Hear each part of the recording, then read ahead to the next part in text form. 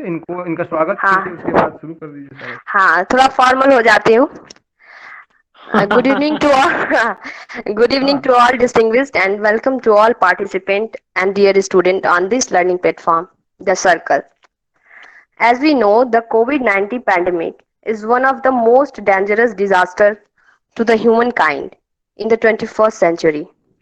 यह न केवल मानव समुदाय के लिए त्रासदी है, जिसने मानव की जीवन शैली को पूरी तरह से बदल दिया है, वरन इसने राष्ट्रीय राजनीति से अंतर्राष्ट्रीय राजनीति को भी नया आयाम दिया है. यही कारण है कि आज का यह विषय रीशेपिंग इंटरनेशनल पॉलिटिक्स ड्यूरिंग कोविड-19 एरा महत्वपूर्ण हो जाता है. The consequences of this current pandemic in the global needed to be focused, particularly the growing competition between the two giants, USA and China, and how India maintain his position as an emerging power. All this matter will be discussed in context of hegemony. Today with us Dr. Vikas Shukla. He is an assistant professor, Department of Science, Government College, Rudraprayag Uttarakhand. अब इस विषय पर अपना व्याख्यान sir please आए और अपनी प्रस्तुति से इस विषय को विस्तार पूर्वक वर्णित करें. Thank you sir. Thank you, Dr. Mega, for the brief introduction. Okay, and I first of all I would like to thank to all my faculty members and the students, okay, those who are participated in this lecture. Okay, and today we are going to discuss about that. The title is discussion is reshaping international politics during COVID-19 era. Okay, हम लोग इस पे थोड़ा मैं अपनी बात रखना चाहता हूं कि एक कोविड के इस पैंडेमिक के दौरान किस तरीके से इस पैंडेमिक ने इंटरनेशनल पॉलिटिक्स को एक तरीके से रिस्ट्रक्चरलाइज या रीशेप करने का काम कर रही है. तो basically I have categorized my lecture in 7 parts.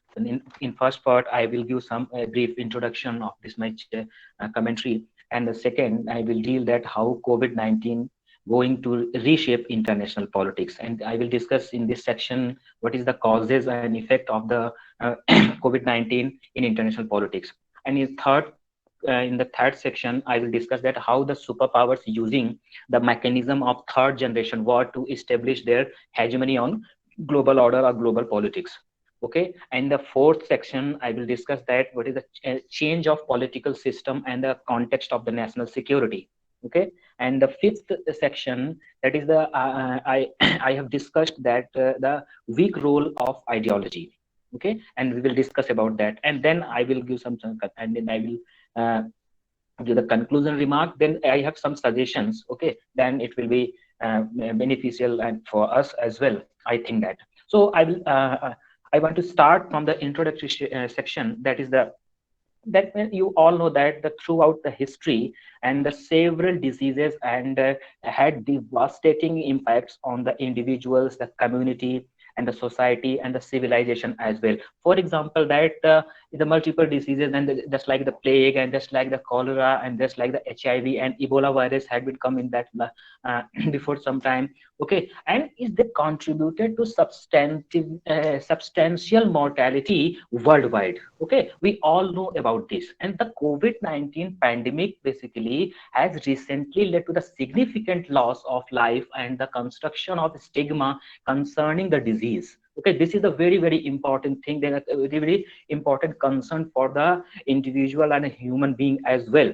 Okay, and so with the passing days and as the coronavirus has spread across the globe and the people are becoming furious about the impact of this virus, and we all know about that the more than 5 to 6 lakh, and I think that this data is increasing day by day, cases are being registered in a global order. Okay, worldwide we can say that. So people basically including healthcare workers, sanitary workers, and the police who are affected with the COVID-19, and that is the being the stigmatized in the India as well. They're the most affected basically country in the global order. So though COVID-19 basically declared as a global pandemic by the World Health Organization in March 2020. Okay, and that is basically the effect of the virus and the death concerning the disease varied from country to country.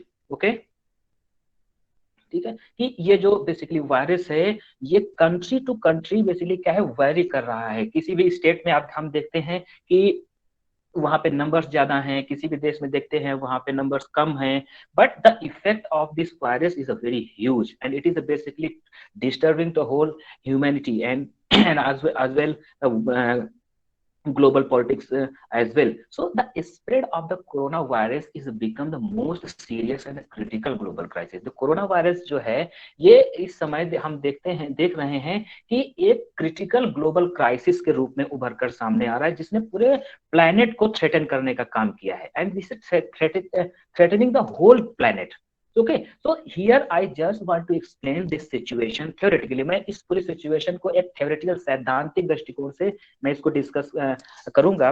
If the anarchism is the key here, that is the anarchism is the key and the fundamental characteristic, मतलब कि जो अराजकता का जो एक concept है जो realistic paradigm international politics में डील करता है वो अगर बेसिकली इंटरनेशनल पॉलिटिक्स का एक फंडामेंटल कैरेक्टरिस्टिक्स है then which is the focused by the realist paradigm and here the COVID-19 pandemic has brought about multi-dimensional changes in the human lives including political relations as well।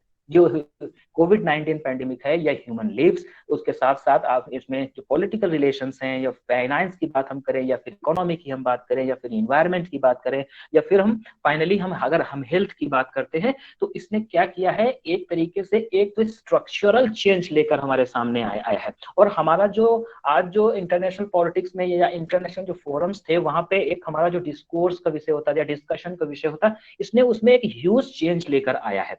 So the pandemic has hit not only those countries which are struggling to develop their economies, या सिर्फ उन्हीं states को hit नहीं कर रहा है जो अपनी जो एक डेवलपमेंटल इकोनॉमिक तरफ जा रहे हैं या अपनी इकोनॉमी को डेवलप करने की तरफ आगे बढ़ रहे हैं। Okay, and basically it is affecting on the basically those who are the economic and military powers as well, ये उनको भी impact कर रहा है या उनको भी इससे इफेक्ट हो रहा है, but also the created uncertainties, इसने अनिश्चितता की स्थिति एक पैदा करती है पूरे ग्लोबल ऑर्डर में। Okay, and the counted as the super powers including and हम यूनाइटेड स्टेट को इसमें एग्जांपल के रूप में लें या फिर यूनाइटेड किंगडम की हम बात करें या फिर हम फ्रांस की बात करें या फिर हम ओके, तो अगर हम सभी की बात करते हैं तो the China as an emerging super power has a low number of the casualties. But यहाँ पे एक कंडीशन में ये रखना चाहता हूँ कि चाइना का जो डेटा है बेसिकली वो अभी तक हिडन है, वो अपने डेटा को हमारे सामने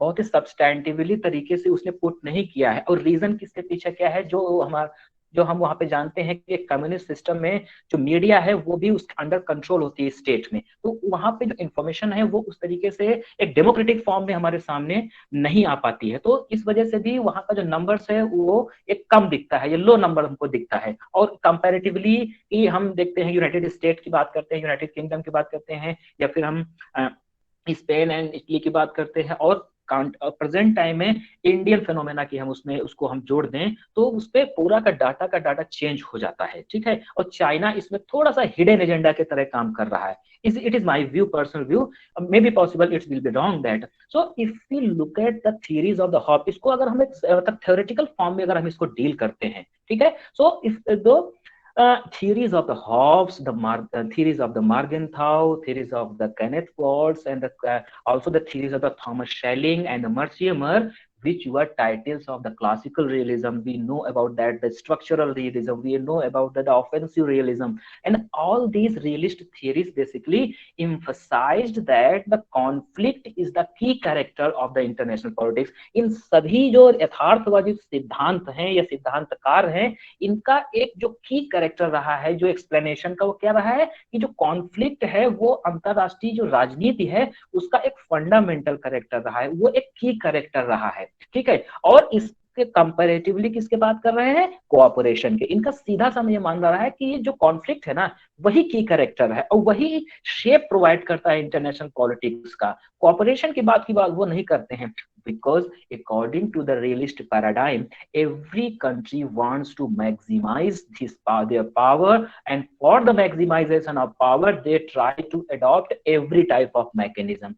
वो अपनी पावर को मैक्सिमाइज करने के लिए किसी भी तरीके को अपनाने से पीछे नहीं हटते हैं। So in that context we can say that the process of establishment of their hegemony on the global order through the basically the power politics। So this is the basically introduction of my commentary and my basically presentation.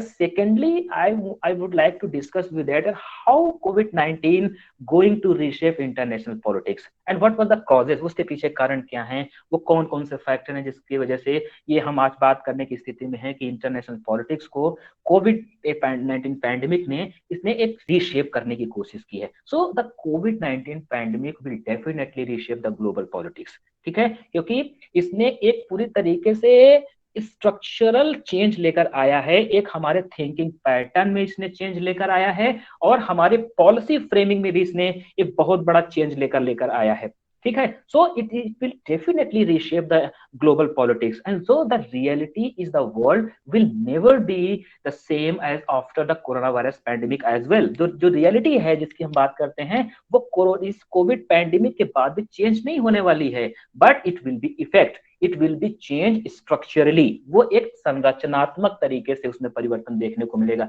So this crisis is not bound by its effect with in the national border. ये जो problem है, ये जो crisis है Covid की, ये किसी भी बाउंड्री से बाउंड नहीं है। इसको हम इस तरीके से नहीं देख रहे हैं कि बेसिकली हम जैसे बात करते हैं कि नेशन स्टेट का कॉन्सेप्ट है जिसमें हम एक बाउंड्री के जियोग्राफिकल बाउंड्री की बात करते हैं, इसमें इस तरीके की बाउंड्री नहीं है, बियॉन्ड बाउंड्री की तरफ ये चल रहा है। इसमें हम ये नहीं कह सकते कि भारत में कोविड फैल रहा है तो पाकिस्तान में नहीं फैलेगा। It is a boundary less basically crisis, so it is an effect within the national border but also in the global order as well। So it is a global war on the COVID-19 pandemic on the one hand, ठीक है। एक तरफ क्या है कि यह जो है तरीके COVID-19 पैंडेमिक एक ग्लोबल वॉर है एक तरफ, and it is the also test of humanity. यहाँ पे फॉर एग्जांपल इसमें मैं थोड़ा सा जोड़ना चाहता हूं कि अभी हम इंडियन कॉन्टेक्स्ट ऑफ फिनोमेना को अगर हम देखें तो हम बहुत बार इस चीज को देख पा रहे हैं कि हम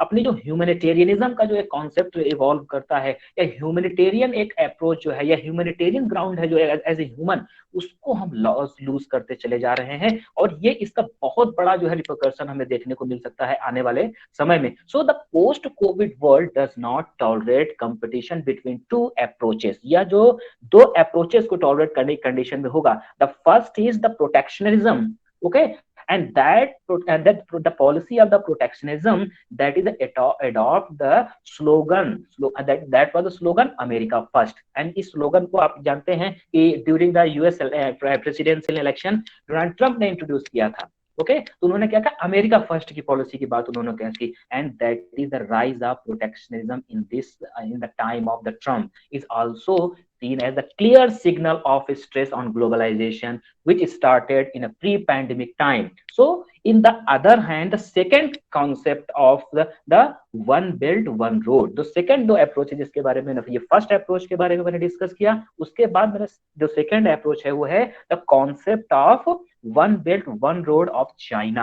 So this picture basically is showing clearly that is the call, we can say that this is the new cold war begins between the US and China। इसको हम इस तरीके से बोल सकते हैं कि यूएस और चाइना के बीच में एक न्यू कोल्ड वार की कंडीशन जनरेट हो गई है, ये क्रिएट हो गई है। आपने देखा इसकी शुरुआत जो है कहां से होती है कि ट्रेड वॉर इनके बीच में शुरू हुआ, उसके बाद से कोविड क्राइसिस शुरू होता है, तो वो एक हाईएस्ट लेवल पहुंच जाता है। उसमें हम ये दोनों ही जो नेशंस हैं वो एक दूसरे के ऊपर आरोप लगा रहे होते हैं कि ये क्राइसिस आपकी देन है। तो दोनों में एक तरीके का कॉन्फ्लिक्ट हमको वहां पे दिख रहा है, और ये जो कॉन्फ्लिक्ट है ये बेसिकली क्या है कि ये जो इंटरनेशनल पॉलिटिक्स में अपने को एक हेजेमोनिक पावर के रूप में इस्टेब्लिश करने की बात वहां चल रही है। जो एक तरफ यूएसए है वो अपनी पोजीशन को लूज नहीं करना चाहता, स्टेटस को मेंटेन करना चाहता है, जैसा कि जो रियलिस्टिक पैराडाइम है इंटरनेशनल रिलेशंस का वो कहता है कि वहां पे क्या है कि स्ट्रगल फॉर द पावर की बात वहां पे हो रही है। मतलब क्या है कि वो पावर के लिए स्ट्रगल चल रहा है, वो अपने स्टेटस को लूज नहीं करना चाहते हैं। इसी का काउंटर करने के लिए जो है ना भारत को उसने एक कह सकते हैं कि यूनिट के रूप में उसने यूज करना शुरू किया।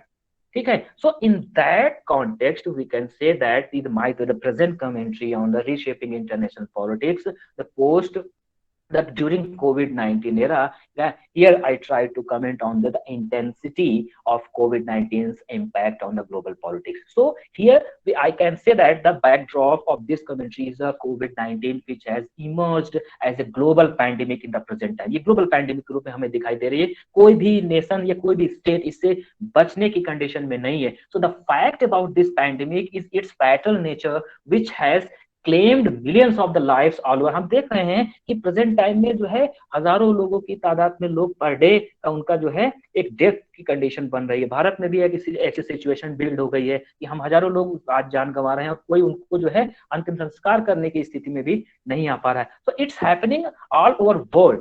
So it has raised a question, and question that is a question on efficiency of our science and technological development, and as well as the advancement of that. Okay, so this time is basically totally unpredictable. ये पूरी तरीके से एक अनिश्चित समय की स्थिति बनी हुई है, and that seems true in every manner these days. ठीक है, हम सभी कंटेक्स्ट में इसको आज की स्थिति में हम देख सकते हैं. So unpredictable, and then the COVID-19 basically has emerged as a focal point of global politics here. Okay, so where the international cooperation is also shaped by this pandemic. जो international cooperation की बात हम करते हैं, जिसको अभी मैंने उसको रिलेट किया कि रियलिस्टिक पैराडाइम से हम कैसे उसको डिस्कस कर सकते हैं। तो अब क्या सिचुएशन बन रही है, इससे चेंज किस बात को लेकर दिख रहा है। तो हम अब जहां पर एक पावर पॉलिटिक्स के बारे में पहले चर्चा कर रहे थे, जहां पे कॉन्फ्लिक्ट को लेकर हम ज्यादा फोकस हो रहे थे, वहीं पे अब हम क्या कर रहे हैं, एक कॉर्पोरेशन की तरफ बढ़ने की बात करते हैं। और कॉर्पोरेशन भी वो डोमेस्टिक कॉर्पोरेशन की बात सिर्फ वहां नहीं हो रही है, वहां पे एक इंटरनेशनल कॉर्पोरेशन की बात हो रही है। So that the international cooperation is also shaped by this pandemic. So the definition of the here again I would like to emphasize that the definition of the superpower has totally altered now and need to reconstruct the conception of the superpower. So the nations who have all the wealth is not powerful any longer. So in that context we can say that it is basically, I have told you that in earlier that it is a new Cold War between the US and China. So all these has raised the fear of new Cold War, especially China and USA. ठीक है, इस तरीके से हम देख सकते हैं कि चाइना और यूएसए के बीच में इसने क्या किया है, एक न्यू कोल्ड वॉर को जन्म दे दिया है। So as the main centre this time, so in our last cold war, जिसमें हम जानते हैं कि वो जो फर्स्ट फेज था कोल्ड वॉर का, उसमें हम यूएसएसआर और यूएसए के बीच में कॉन्फ्लिक्ट देख रहे थे, एक साइकोलॉजिकल वॉर की बात कर रहे थे, एक आइडियोलॉजिकल की वॉर की बात वहां पे कर रहे थे। लेकिन अब प्रेजेंट टाइम में ये पूरी तरीके से जो शिफ्टिंग है वो चाइना के साथ में हो गई। तो USA versus China, this is the situation is going on in global politics. Okay, so the many political scientists are claiming it as the coming of new cold war. इसमें हम एम एशोर्ड को ले सकते हैं, मैथ्यू क्रोइंग को ले सकते हैं, जिन्होंने बेसिकली 2020 में इस बात को कहा कि बेसिकली ये क्या है, एक न्यू कोल्ड वॉर की स्थिति है जो कि यूएसए और चाइना के बीच में क्रिएट हो गया। So on the other hand इसमें हम कैराबेल को ले सकते हैं, जिन्होंने इस बात को क्लेम किया that is the would not be any new cold war with China.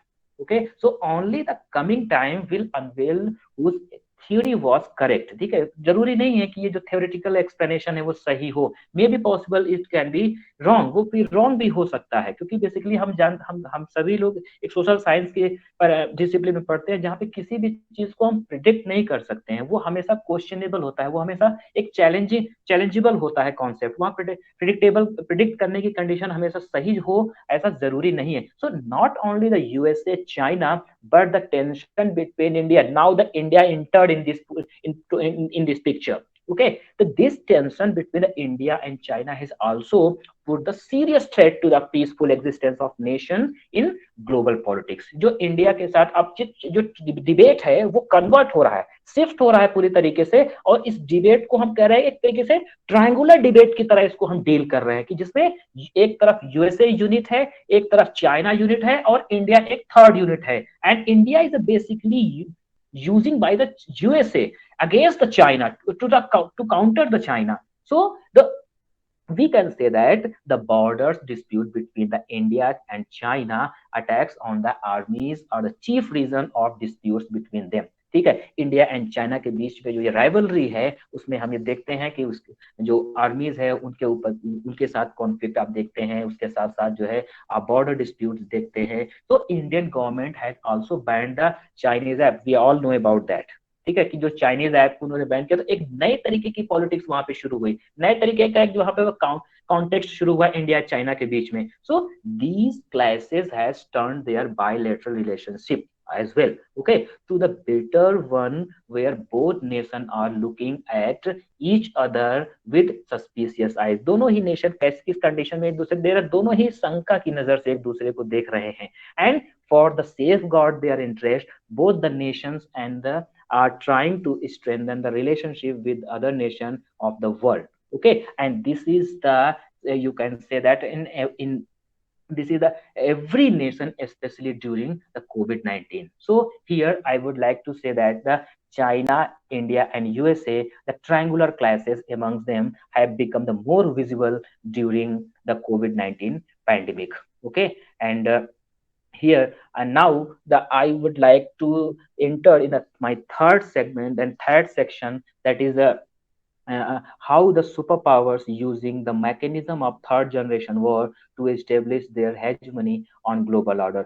So here एक यहाँ पे एक जो प्रश्न उठ खड़ा होता है वो ये कि बेसिकली थर्ड जनरेशन वार का मतलब क्या है, वो किस तरीके से इसको एक तरीके से आप कह सकते हैं कि इन्फ्लुएंस कर रहा है, या उसके थ्रू हम इसको एक डील करने की कोशिश कर रहे हैं. So that is here the question is what is the third generation war. So basically the coronavirus pandemic is a mechanism of the third generation war.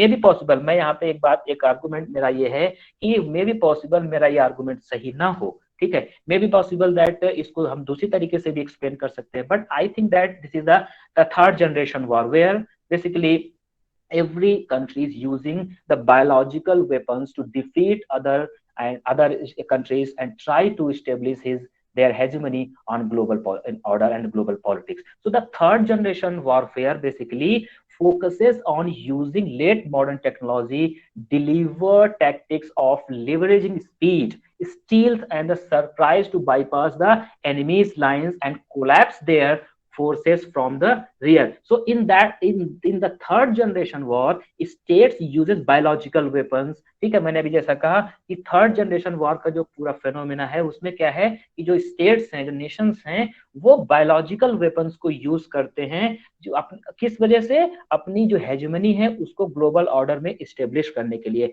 एक आर्गुमेंट यहाँ पर निकल कर आ रहा था कि जो ये थर्ड जनरेशन वॉर है जिसमें बायोलॉजिकल वेपन्स की हम बात कर रहे हैं, एक नया डिबेट जो है वो ये है कि जो कोविड है, ये जो कोरोना वायरस है, ये एक तरीके का एक बायोलॉजिकल वेपन्स है विच इज द. अब इसमें डिबेट इस बात को लेकर है कि इसको इंट्रोड्यूस किस स्टेट ने किया है. ये एक बहुत कॉन्फ्लिक्टिंग है, अभी इस पे कोई इस तरीके का आर्गुमेंट डिलीवर करना इजी नहीं है कि इस चाइना के थ्रू इंट्रोड्यूस हुआ है या फिर हम कहें कि ये यूएसए के थ्रू इंट्रोड्यूस हुआ है. दोनों ही रियलिस्टिक पैराडाइम में सोचने वाले स्टेट्स हैं, तो मे भी पॉसिबल कि किसी एक को क्लेम कर पाना, यहाँ पे मैं उस कंडीशन में नहीं हूँ कि बोल सकूं कि ये बेसिकली चाइनीज इंट्रोड्यूशन है या बेसिकली ये यूएसए के द्वारा इंट्रोड्यूस किया गया है. So I know it is too early to construct this argument, but it is going on. Okay, and I can say that the Machiavellian method and the Morgenthau plan is activated in the global politics in nowadays. Okay, and China playing from the front. Okay, China is playing from the front, and the question always be there, but it is a self argument. Okay, so maybe it will be wrong. So in this context, China is acting exactly like this because China has become the world's medicine hub. okay, needed equipments to struggling nations such as Italy, France, Spain, Brazil as well, okay, in a wartime period. So in short we can say that the third generation war begins. हम इसको एक संक्षेप में हम इसको अगर हम ये मैं अगर ये कहूं कि जो थर्ड जनरेशन वॉर है उसकी शुरुआत हो गई है, एक नए तरीके का नैरेटिव बिल्ड करने की तरफ हम आगे बढ़ रहे हैं, ग्लोबल पॉलिटिक्स आगे बढ़ रही है, जिसमें जो मेजर पावर जो सुपर पावर्स हैं वो उसको यूज करने में भी उनको कोई किसी तरीके का कोई संकोच नहीं है, किसी तरीके का उनको इस बात से फर्क नहीं पड़ता है कि उसमें कितना ह्यूमन लॉस हो सकता है, ह्यूमन लाइफ्स का लॉस हो सकता है। They don't think about it, by because वो उस मैकियावेलियन मेथड से सोच रहे हैं, वो उस हॉब्सियन मेथडोलॉजी से सोच रहे हैं, वो उस मार्गेंथाउ जो प्लान है जिसको हम बोलते हैं इंटरनेशनल पॉलिटिक्स में, वो उस अप्रोच से सोचने की स्थिति में है, और वो किसी तरीके से आप देखते हैं कि एक कॉम्प्रोमाइज करने की कंडीशन में नहीं है, ठीक है। दे नीड पावर्स, और वो तरीका कुछ भी हो सकता है, वो बायोलॉजिकल वेपन हो सकता है, वो इकोनॉमिक वॉरफेयर हो सकता है, कुछ भी तरीके से हमको पावर मैक्सिमाइज करनी है अपना। So now this is the third section, and now I would like to enter in my fourth section, that is the change of the political system and the national security debate.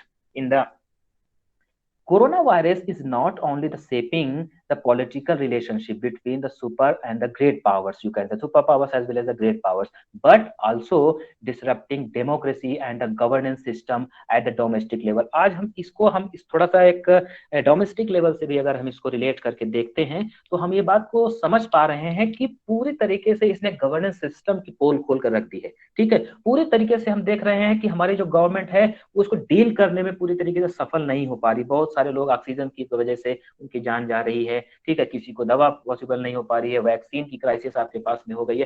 That means that इसने क्या किया है कि जो governance system है या जो democratic structure, इन सभी जो हमारे पिलर्स हैं उसको क्या किया है, उसको उसने चैलेंज करने का काम किया है। So it has hit eight A time when democracy was already under threat in many countries. तो बहुत सारे देशों में आप देखते हैं कि जो डेमोक्रेसी है वो भी अंडर थ्रेट है, ठीक है। So it will transform the other pillars of democratic government, और we can say that the emerging democracy is more than before the pandemic. Okay, तो ये एक तरीके से देखते हैं कि इसने पूरी तरीके से पॉलिटिकल सिस्टम को भी जो है एक स्ट्रक्चरल उसमें चेंज लेकर आया है। ये जो अपने आप को जो स्टेट्स डेमोक्रेटिक स्टेट कह रहे थे, जो कह रहे थे कि हम पूरी तरीके से डेमोक्रेटिक तरीके से सभी लोगों को चीजों को प्रोवाइड कराते हैं, हम एक वेलफेयर स्टेट के रूप में काम करते हैं, वो भी उनका भी एक तरीके से पोल खुलने की कंडीशन आ गई है, वो भी उसमें सक्सेसफुल नहीं हो पा रहे हैं। So but the world citizen are facing a single problem, that whether they are Americans or the Chinese or Pakistanis and European, जो भी आप उसको कह सकते हैं, वो एक सेम प्रॉब्लम को फेस कर सिंगल प्रॉब्लम को फेस कर रहे हैं कि वो उस वायरस के साथ वो उस वायरस से जूझ रहे हैं। सो द प्रोटेक्टिंग सेल्फ, ये जो कॉन्सेप्ट है of the Nations and the providing them security in the backdrops of the COVID-19. Okay, and I can say that the security that is not enough. Okay, so in other words मैं ये कह सकता हूँ कि if a country ignores the other countries problems during pandemic, it cannot protect its own national security. अगर इस पूरे pandemic में हम देखते हैं कि एक स्टेट दूसरे स्टेट की कंडीशन को इग्नोर कर रहा है या उसकी सिचुएशन को या उसकी प्रॉब्लम को इग्नोर कर रहा है, जैसा कि हमने देखा यूएसए का जो बिहेव है उसको हम लोगों ने देखा, चाइना का बिहेव उसको भी हम लोगों ने देखा। तो इससे क्या है कि आप अपनी भी नेशनल सिक्योरिटी को प्रोटेक्ट करने की स्थिति में नहीं आ पाए, क्योंकि आप भी, मैंने अभी कहा ना कि वो बाउंड्री लेस है। ऐसा नहीं है कि वो भारत में होगा चाइना में नहीं हो सकता या जो यूएसए में नहीं हो सकता, आप उसके अंडर थ्रेट ही रहेंगे। So the national security in the time of COVID-19 is part of the worldwide security. So basically COVID-19 creates the security dilemma. इसने एक तरीके से सिक्योरिटी डायलेमा को क्रिएट कर दिया, किसके बीच में, नेशंस के बीच में। इसको एक सिक्योरिटी डायलेमा कि कौन किसके लिए खतरनाक हो सकता है या खतरा हो सकता है, एक डायलेमा की सिचुएशन आ गई है, एक द्वंद्व की सिचुएशन आ गई है। So in that particular thing the expert and the scientist of this country have come to an agreement that international cooperation is required बहुत सारे आप अपने इंटेलेक्चुअल्स को हम देख रहे हैं, उनको हम सुन रहे हैं, उनका एक ही तर्क है, एक ही उनका आर्गुमेंट है कि we need the international corporation during this pandemic and we have to basically save the humanity first of all. उसके बाद हम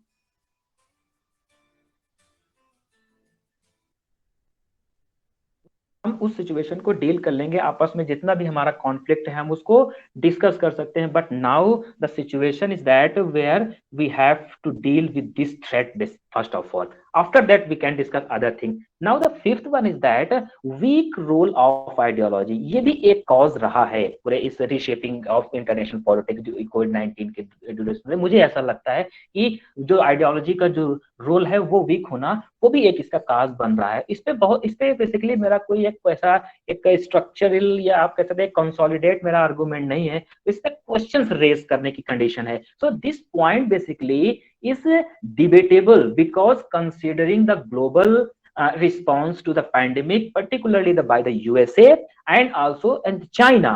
Okay, the question arises here whether a specific ideology could shape governance model to dominate the political order during and after COVID-19. ये पहला question इस context में raise होता है कि क्या एक पर्टिकुलर आइडियोलॉजी को हम जो फॉलो कर रहे हैं क्या वो इस पूरी पैंडेमिक को बेहतर तरीके से डील कर सकती है। यहाँ पे हम जो कंडीशन जो जानते हैं वो ये कि एक तरफ कैपिटलिस्ट मॉडल है और दूसरी तरफ हम देखते हैं कि कम्युनिस्ट मॉडल है, जिसको चाइना क्लेम कर रहा है कि हमने कोविड को बहुत ही मैनेज कर हमने बहुत ही अच्छी तरीके से उसको मैनेज किया है, प्रॉपर मैनेजमेंट हमारा रहा है, ठीक है। और दूसरी तरफ यूएसए आप देखते हैं कि उसकी वर्स्ट कंडीशन हो गई। तो एक ये डिबेट निकल कर सामने आना शुरू हुआ कि क्या ये एक आइडियोलॉजिकल डिबेट है, या एक तरीके से आप सिस्टम का डिबेट दे सकते हैं, या आप कह सकते हैं कि जो लिबरल डेमोक्रेसी है उसका फेल्योर है, क्योंकि यूएसए इसका शिकार हुआ ज्यादा। चाइना कह रहा है कि हमारे पास उतना नंबर नहीं है तो इसलिए हम सक्सेसफुल हैं उसको सेव करने में, ठीक है। क्या कम्युनिस्ट जो मॉडल है वो ज्यादा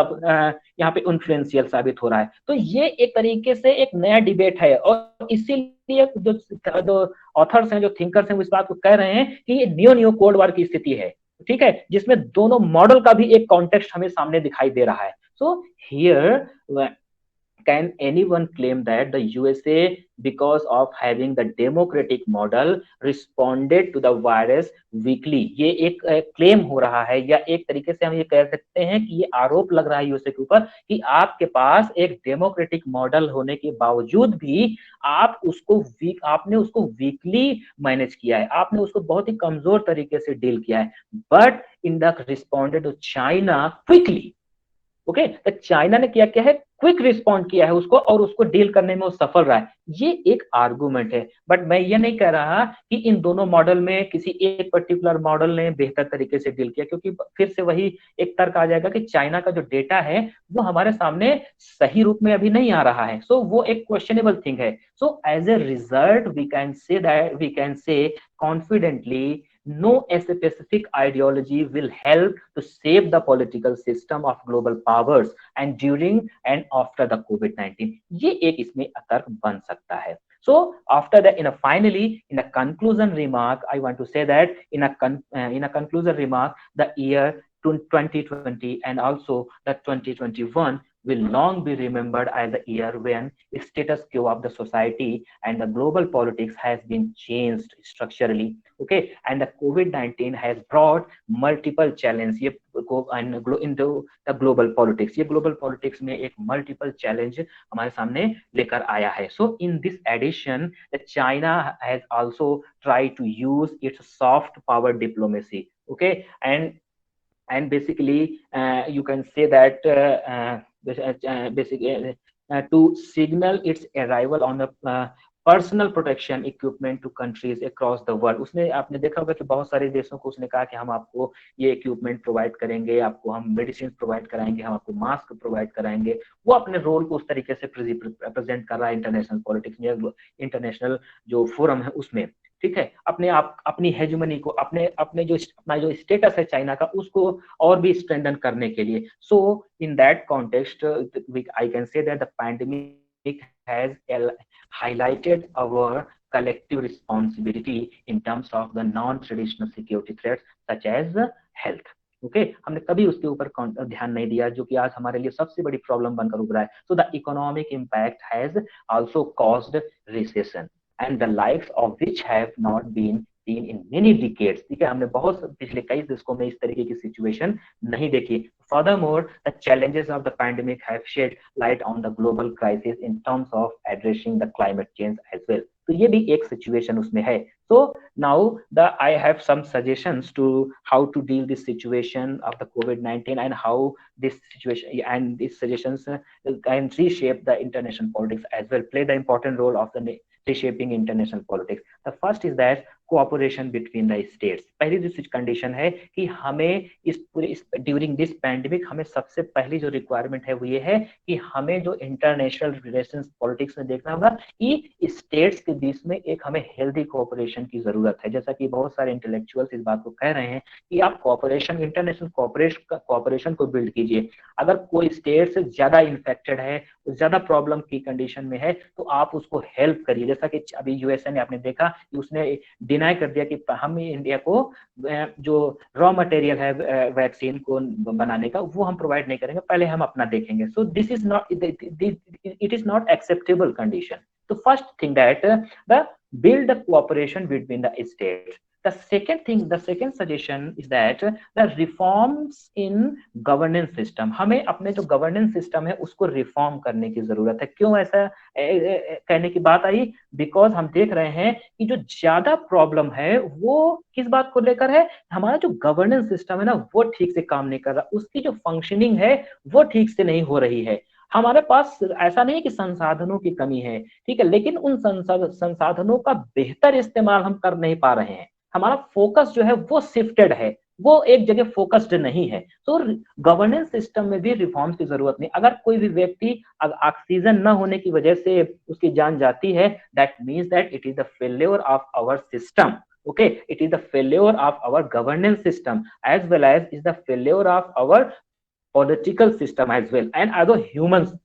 ठीक है, एज ए ह्यूमन बीइंग हम क्या है, एक फेल कंडीशन में है। So this is my second suggestion. The third one is that the regional security policy. ठीक है, जिसकी जरूरत क्यों है? तो the national security in the कोविड-19 time in fact we can in the world security. ठीक है, हमें इस समय किस बात की जरूरत है कि एक ग्लोबल सिक्योरिटी की बात की जाए, सभी की सुरक्षा की बात वहां पे हम कर रहे हैं। ठीक है, और इसके लिए जरूरी किस बात को है कि हम सबसे पहले एक रीजनल सिक्योरिटी के फॉर्म में आए।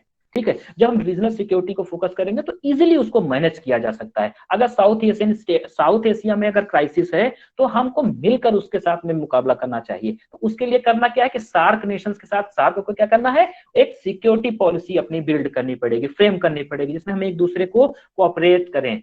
ठीक है, so this is my third suggestion. And the fifth one is the new definition of super powers. जैसा कि अभी हम लोग सब लोग जानते हैं कि सुपर पावर का कॉन्सेप्ट है, उसमें दो या तीन जो स्टेट्स हैं वही डोमिनेट करते हैं। जिसे सिक्योरिटी काउंसिल की बात करें, T5 का कॉन्सेप्ट वहां पे दिख रहा है, 5 ही देश ऐसी स्थिति में है।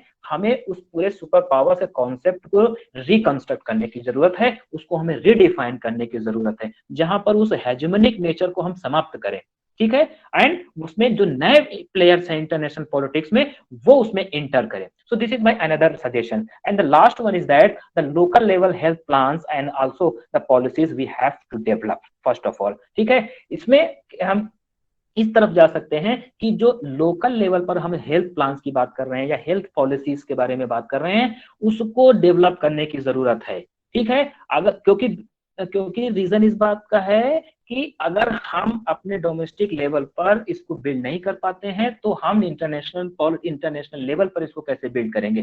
तो need to build the health plans and policies on the local level. And also the last one is that and the role of the capitalist market. ठीक है, ये यहाँ पर थोड़ा सा एक कॉन्फ्लिक्ट की कंडीशन है कि जो कैपिटलिस्ट मार्केट का हम सभी जानते हैं, जो फ्री मार्केट इकोनॉमी है उसमें सबसे जो फोकस पॉइंट है वो क्या है, द मैक्सिमाइजेशन ऑफ इंटरेस्ट। और हम उस इंटरेस्ट को फुलफिल करने के लिए क्या किस कंडीशन तक जा सकते हैं, हमें अपना इंटरेस्ट फुलफिल होना चाहिए, बेनिफिट हमारा होना चाहिए, हम कुछ भी बेच देने की कंडीशन में होते हैं। तो यहाँ पे क्या है कि जो कैपिटलिस्ट जो मार्केट है वो भी एक तरीके से एक्सप्लॉयटेशन की कंडीशन में, एक्सप्लॉयट करने की कंडीशन में आ रही है, जो थर्ड वर्ल्ड के स्टेट है। ठीक है, उनको जो मेडिसिन है वो अवेलेबल नहीं करा रहे हैं, जो अवेलेबल करा रहे हैं वो इतनी महंगी है कि वो एफोर्ड नहीं कर सकते। तो यहाँ पर जरूरत इस बात की है कि जो कैपिटलिस्ट मार्केट इकोनॉमी है उसको एक पॉजिटिव रोल प्ले करने की जरूरत है, जिससे क्या होगा कि हम एक हेल्दी इंटरनेशनल पॉलिटिक्स को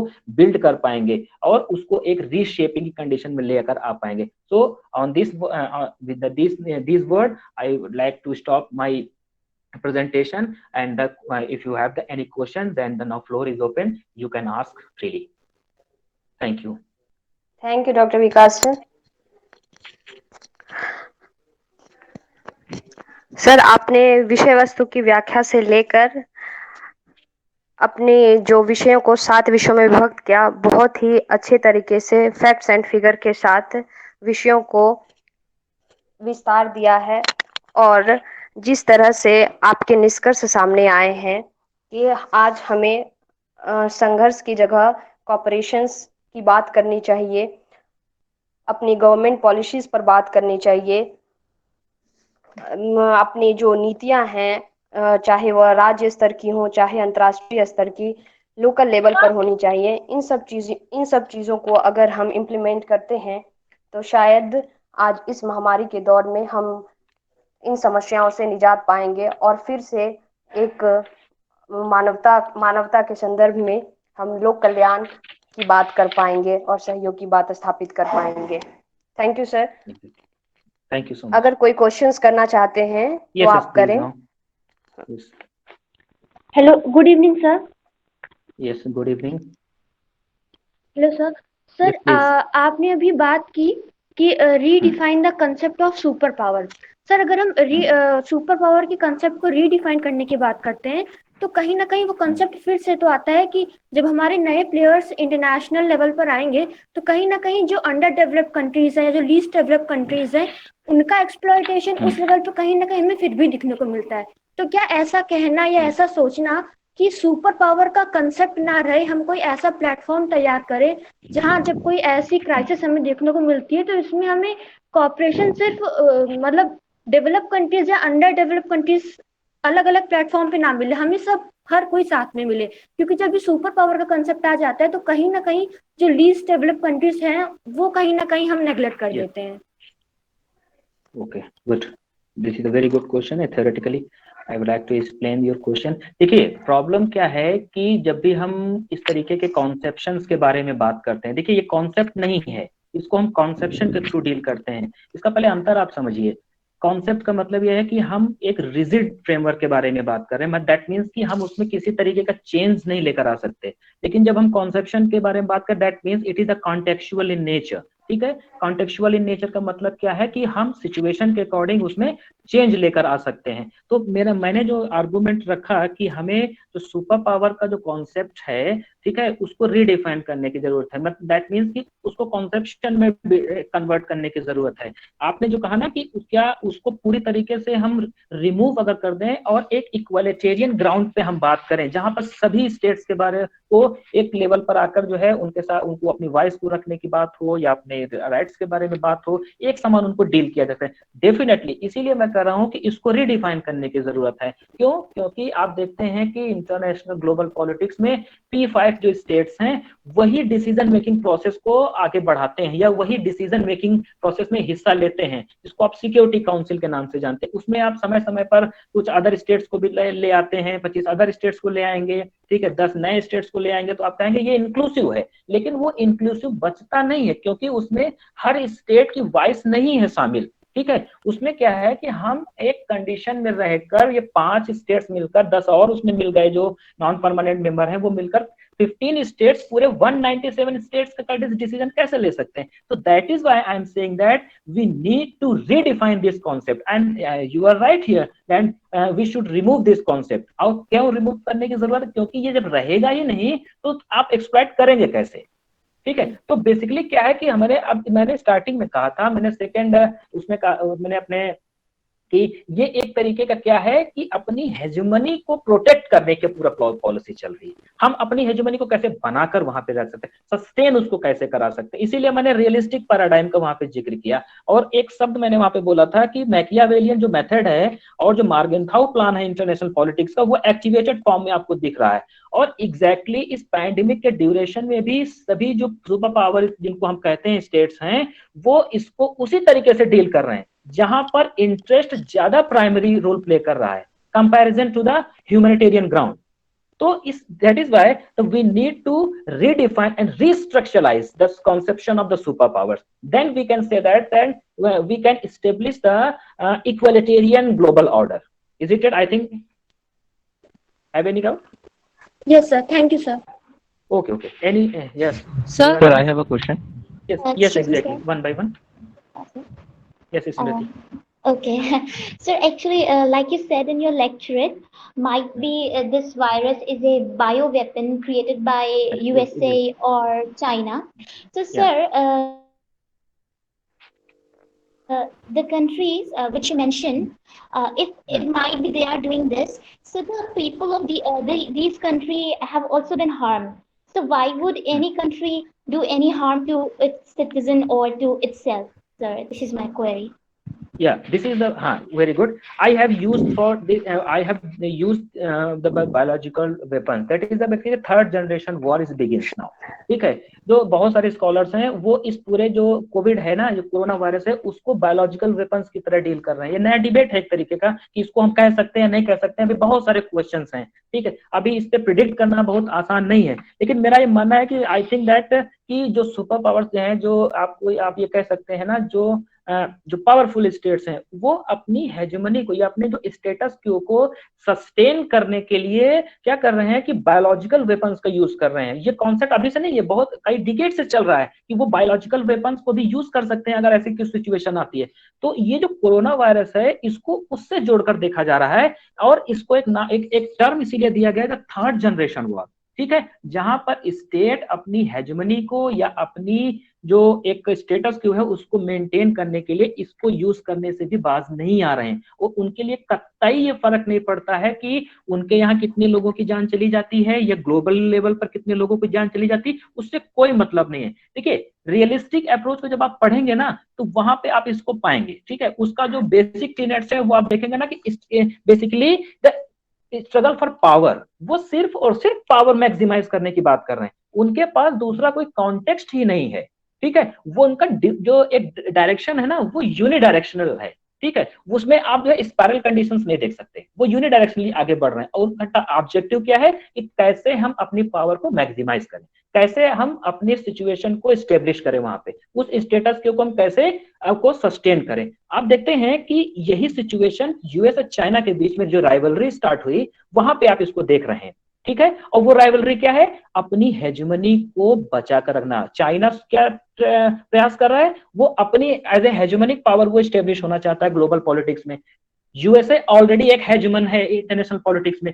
और रियलिस्टिक पैराडाइम कहता है कोई भी एक सुपर पावर स्टेट या कोई भी पावरफुल स्टेट्स अपनी जो स्टेटस क्यू है उसको लूज नहीं करना चाहता। तो लूज नहीं करना चाहता, इसका मतलब क्या होगा कि अगर सामने वाला आपको काउंटर कर रहा है तो आप अपने आप को प्रोटेक्ट करने के लिए किसी भी तरीके के मैकेनिज्म को अडॉप्ट करेंगे। तो that is why we are saying that the third generation war begins where the state is using the biological weapon to establish their hegemony.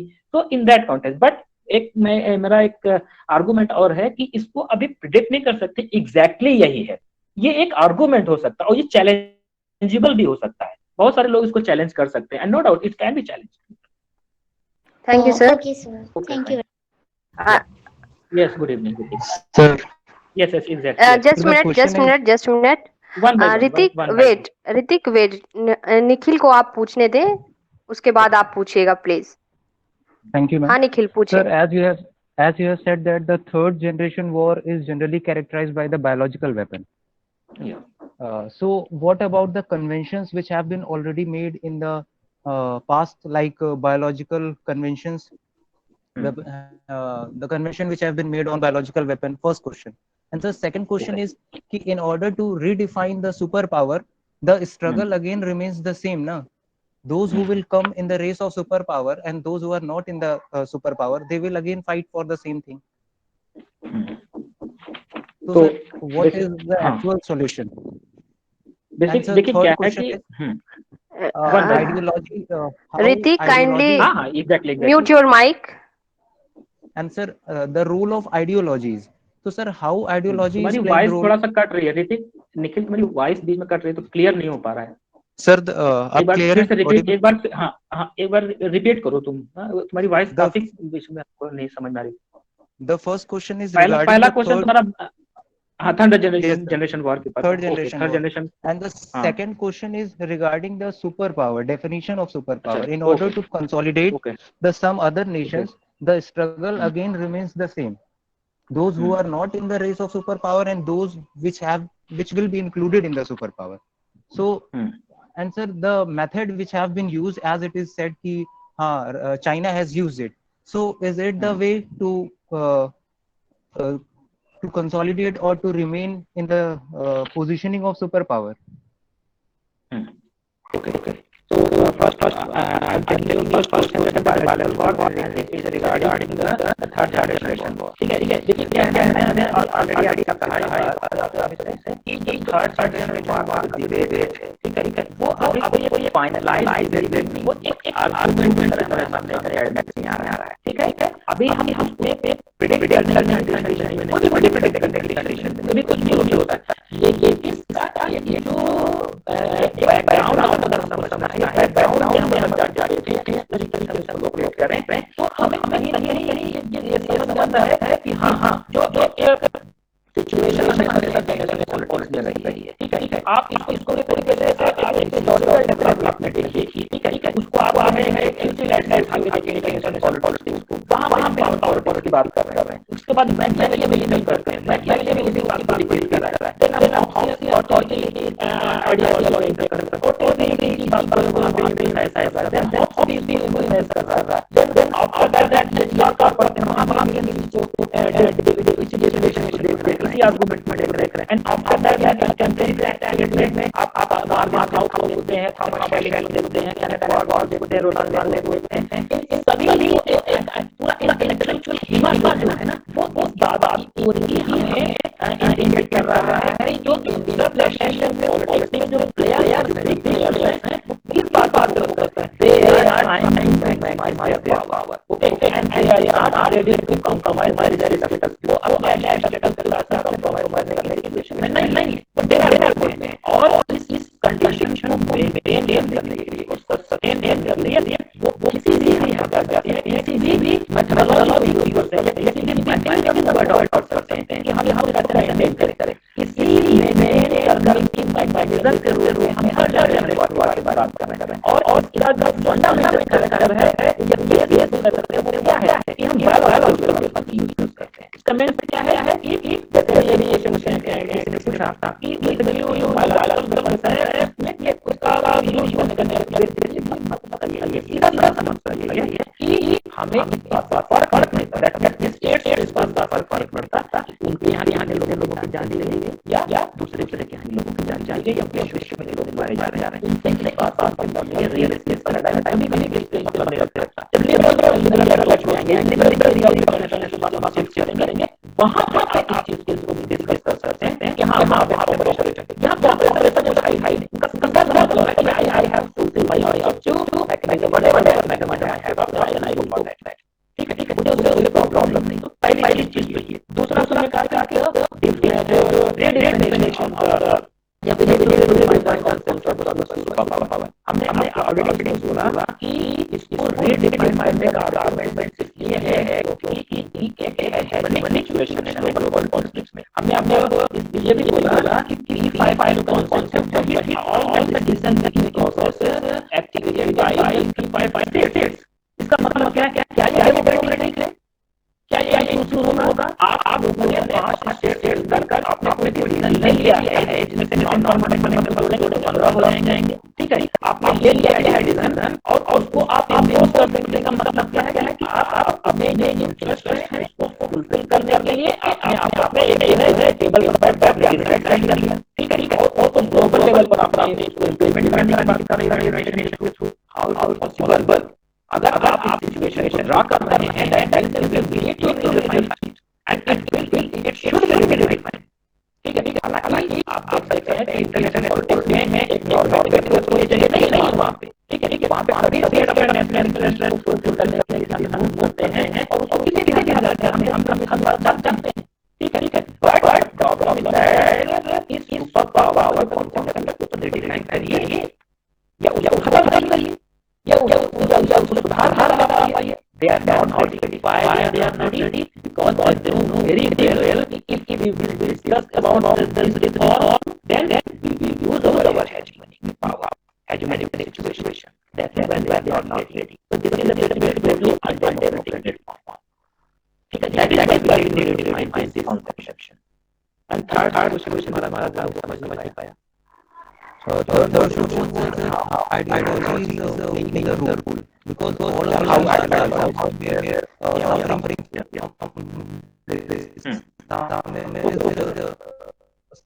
suffering suffering more.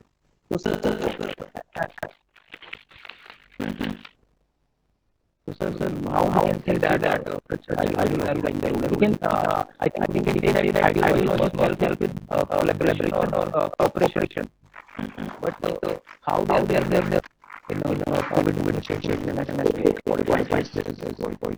Okay, fine. जैसे कि क्या है आपको जब point पर discuss किया जाए मैंने कहा क्रिएटिविटी मेडिकल है ठीक है ये मेडिकल का विषय है मैं इसको थोड़ा सा डिस्कस करना चाहता था इसको ऐड किया देखिए क्या है आपने देखा है कि वर्ल्ड वार जब शुरू होता है तब वहां पे सिचुएशन ड्रॉप होती है वहां पे जब हम क्या कहते हैं वर्ल्ड वार को डिजाइन करने का क्या it is necessarily conflict between ideological conflict it is not conflict between methodology it is conflict between laws इस तरीके से हम इसको डिफाइन करते हैं वर्ल्ड वार पॉलिटिक्स ठीक है अब क्या है कि आइडियोलॉजी ये डोमिनेट करता है क्योंकि उसमें हमने आइडियोलॉजी ग्लोबल ऑर्डर इकोनॉमिक और सोशलिस्ट पैराडाइम ये दोनों ही कॉन्फ्लिक्ट के एरिया में जो है विश्वास करते हैं ठीक है ये दोनों यहाँ पर कॉन्टेक्स्ट में थे दोनों एक या अपने डोमिनेट सिस्टम दिखाना चाहते हैं यूएसएसआर अपने आप सोशलिस्ट और जो इन दोनों को माना जाता है कि हमारा देश है फुकुयामा में आते हैं और ऑफ हिस्ट्री आपने हो जाते हैं कि उन्होंने कहा कि in the win situation for the capitalism अब कुछ भी सोशल चल रहा था कि स्थिति चल रहा था वहां पे ठीक है तो कहने मतलब ये है कि चाइना इस बात कर रहा है कि हम बेहतर तरीके से विजिबिलिटी है क्यों हमारे यहाँ डायरेक्ट रेट है वो हम ठीक है इस और पेरिफेरली यूएसए में ज्यादा है जो कि एक डेमोक्रेटिक स्टेट है जो डेमोक्रेटिक फॉर्म बाल है लिबरलाइज लोगों को रिप्रेजेंट वहां पे कर रहा है तो ये बात कर रहा है वो कह रहा है कि तो ये सब कर रहा है जो कोई कर गया है सिचुएशन को डील करने में तुम्हारा मॉडल कर गया है मौका मिल गया ठीक है कम्युनिटी में अब आप पहले पीछे नहीं हट रहे हैं अब लीगल अप्लाई जो है ये बात कह रहा है कि नहीं you are not showing and you are not putting your data आप डेटा कर रहे हैं आपके यहाँ जो फ्रीडम ऑफ एक्सप्रेशन है फ्रीडम ऑफ प्रेस है वो तरीके से आप नहीं इन्फॉर्मेशन नहीं so how can they that you are not basically you are dealing the very proper manner COVID-19 situation तो ये एक कॉन्फ्लिक्ट है हालांकि जरूरी नहीं है हमें बात करें अभी मैंने क्या था एक लिबरल पैराडाइम हाँ यस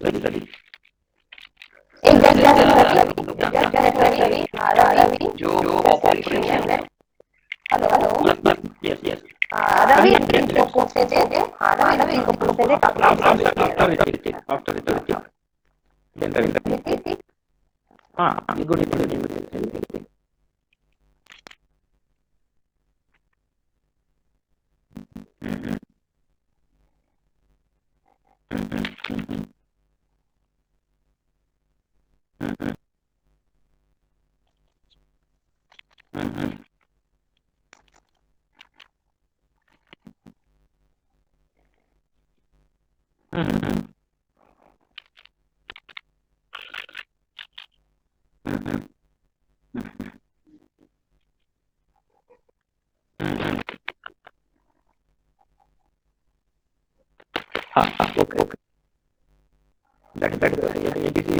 देखिए आप देखिए जब भी आप इंटरनेशनल पॉलिटिक्स पढ़ते हैं या इंटरनेशनल रिलेशन हम पढ़ते हैं तो हम वहाँ नेशनल इंटरेस्ट कॉन्सेप्ट पढ़ते हैं, नेशनल सिक्योरिटी कॉन्सेप्ट वहाँ पे है और नेशनल पावर कॉन्सेप्ट वहाँ पे, ठीक है। और उसके पहले हम थियरी के बारे में पढ़ते हैं, जिसमें सबसे इनिशियल थियरी पढ़ते हैं relationship, second liberal theory of international relations, after that Marxian theory of international, उसके बाद आप स्कूल ऑफ थॉट पढ़ते हैं, फंक्शंस थियरी पढ़ते हैं, ठीक है, इंस्टीट्यूशनल थियरी पढ़ते हैं, इंटेलिजेंस थियरी पढ़ते हैं, बहुत सारी, लेकिन डोमेन है वो तीन ही है, लिबरल एंड मार्क्सियन। बेसिकली है क्या, जब भी हम जब चाहे डुअल बायलैटरल रिलेशन के बारे में बात करेंगे या फिर ट्रायंगुलर रिलेशन के बारे में बात करेंगे या फिर आप एक ऑर्गेनाइजेशन बनाएंगे उसके थ्रू अपने रिलेशनशिप को आगे बढ़ाएंगे, तो काउंट करना वहाँ पे एक काउंटर पड़ेगा नेशनल इंटरेस्ट। देखिए नेशनल इंटरेस्ट ऐसा कंडीशन है जिसके साथ कोई भी स्टेट ऑपरेट करता है, और नेशनल इंटरेस्ट नेशनल सिक्योरिटी है वो हमारा प्राइमरी ऑब्जेक्टिव बन जाता है। तो हम अपने नेशनल इंटरेस्ट को फुलफिल करने के लिए एक स्ट्रेटेजिक डिप्लोमेटिक तरीके से अपने पॉलिसी को फ्रेम करते हैं, ठीक है।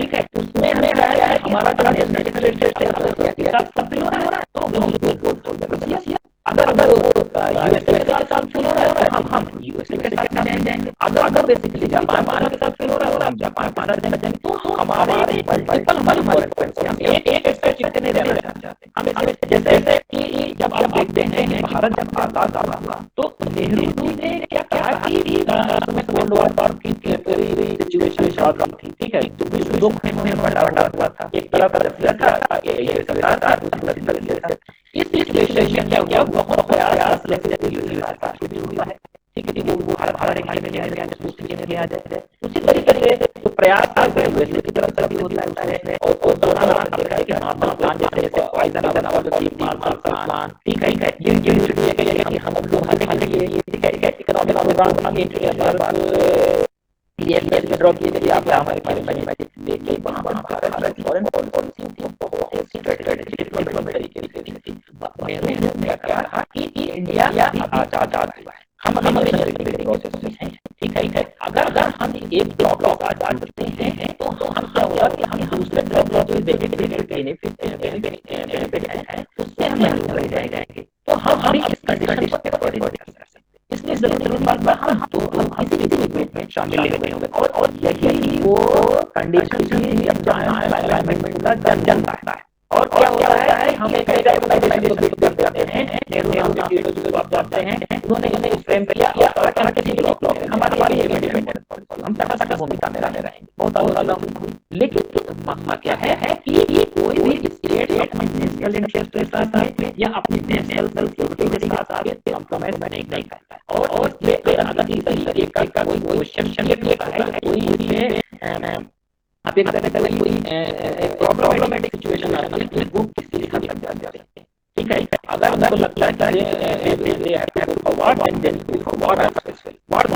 जाने के लिए तैयार है लेकिन कंप्रोमाइज नहीं करते, तो इसी का दर्शन आप रिफ्लेक्शन आप आते हैं कि जापान भारत इस तरीके के रिलेशन है, किसी इंडिया एंड साउथ एशिया के साथ इस तरीके के रिलेशन है, या क्वाड फ्रेमवर्क को काउंटर करने के लिए चाइना हेजेमनी को, ठीक है, साउथ चाइना में, ठीक है। अब क्या है सबके अपने नेशनल इंटरेस्ट है, so the you to national interest and you national security, ठीक है। इन दोनों को फुलफिल करने के लिए ये जो फॉरेन पॉलिसी है ये मल्टीपल फ्रेम में आगे बढ़े, ये बेसिकली मल्टीपल वे है, यूनिडायरेक्शनल वे नहीं है, ठीक है। I have missed you if I head out how you can answer. Okay fine now just you can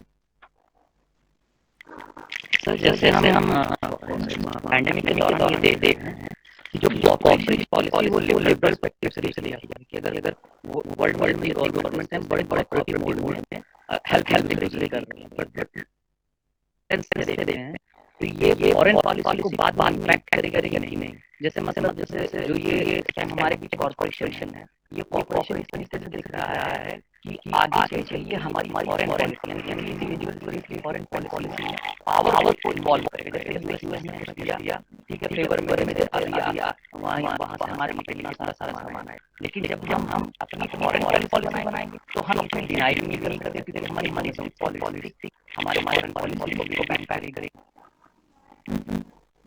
तो सर हम इसको कैसे मतलब जो एक तरीके से लिबरल पर्सपेक्टिव था वो रियलिस्टिक के साथ जुड़ गया है, मतलब कोऑपरेशन में कंट्री का रूप दिखाया जा रहा है। ठीक है। हाँ, ओके। तो देखो क्या है ना सिचुएशन है और क्लियर है, ठीक है। पहले चलिए क्या हम कोऑपरेशन के बारे में बात कर रहे हैं। हम इंटरनेशनल कोऑपरेशन को समझ दे रहे हैं। अभी जो हमारे क्लब्स हैं वो बात कर रहे हैं international cooperation, global politics and global order, ठीक है। तब हम मिलकर जो है इसको डिफीट कर सकते हैं। ये जो टाइम है ये कॉन्फ्लिक्ट का टाइम नहीं है, ठीक है। लेकिन बात है कि क्या सिचुएशन आगे भी रिजोल्व करेगी। तो ये कह पाना अभी बहुत सही नहीं है, उसके बारे में देख पाना सही नहीं होगा कि ये सिचुएशन आगे बढ़ेगी। लेकिन हाँ, इसको हम एक कंडीशन, एक थ्योरेटिकल एक्सप्लेनेशन के रूप में देख सकते हैं, ठीक है। और एक्सप्लेनेशन है वो रिलेटिव पैराडाइम है, ठीक है। रीजन क्या है, मैं इसको रिफर कर रहा हूं ज्यादा इसलिए क्योंकि देखिए मैंने कहा है ना कि आप भले ही बहुत ज्यादा लगातार का याद शुरुआत करते हैं, नहीं मुझे नहीं करना चाहिए, आप चलाना अप्रोच हो रहे हैं।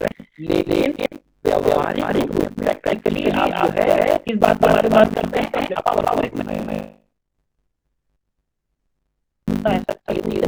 बढ़ाने वाली बात करते हैं, अपने इंटरेस्ट को फुलफिल करने का ले सोचते हैं। तो अभी जो सिचुएशन है वहां पर हम भले ही इसको बात कर रहे हैं, बहुत सारे स्टेट्स है वो आज भी इसके लिए तैयार नहीं, आज वहां है अपने इंटरेस्ट को फुलफिल कर रहे हैं, ठीक है। जो रोड का कैपिटलिस्ट मार्केट है उसको उसका जो एक्सप्लेनेशन है वो यही है कि आज है इसका एक पैंडेमिक सेट हमें क्रिएट कर दिया और सेट क्रिएट करने के बाद क्या है फियर आ गया। और फियर का हम अपने जो इकोनॉमिक जो बेनिफिट्स हैं या इंटरेस्ट को फुलफिल करने के लिए हम यूज करेंगे एज ए स्टूडेंट।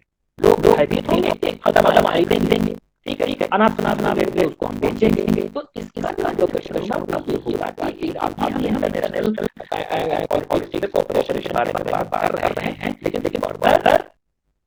इस बात का पहले किसी में नहीं है कि वो आगे भी चर्चा करेगा। हाँ, ये आगे किया जाता है कि जैसा चल रहा है स्टेट्स का, ठीक है, उसके अकॉर्डिंग फिर से अपनी जो फॉरेन पॉलिसी है या उनका एक रिलेशनशिप बनाने की बात है या प्रोटेक्शन की बात है सिक्योरिटी के या नेशनल इंटरेस्ट के, वो फिर से इस मोड में जाएंगे, ठीक है। और अपना फॉरेन पॉलिसी को उसी रेंज पैराडाइम फ्रेम करेंगे, ठीक है।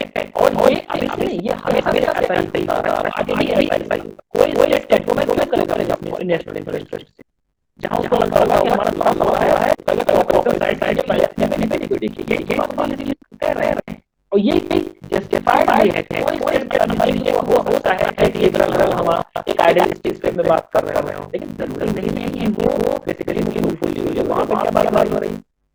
क्या हम अपने स्टेट में इंटरेस्ट छोड़ देंगे? कौन स्टेट चाहेगा अपने इंटरेस्ट को छोड़ देंगे? कभी फुलफिल करना चाहते हैं। तो exactly situation will flourish in future as well.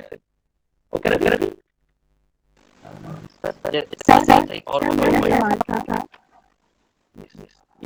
सही पॉइंट है बस।